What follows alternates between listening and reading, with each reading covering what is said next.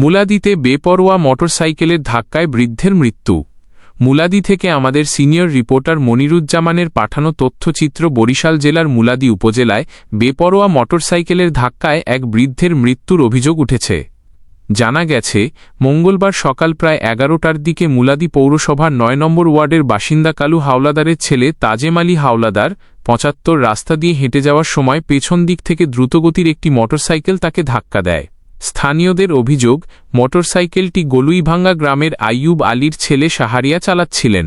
দুর্ঘটনায় গুরুতর আহত তাজেম আলী হাওলাদারকে স্বজন ও স্থানীয়রা দ্রুত মুলাদি উপজেলা স্বাস্থ্য কমপ্লেক্সে নিয়ে গেলে কর্তব্যরত চিকিৎসক তাকে মৃত ঘোষণা করেন।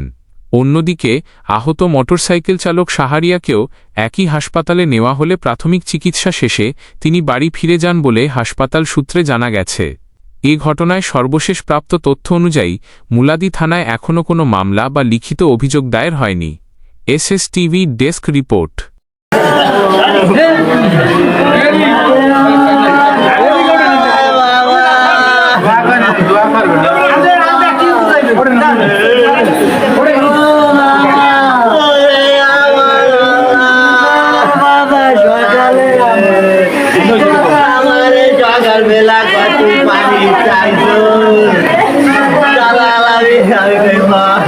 আমার বাবা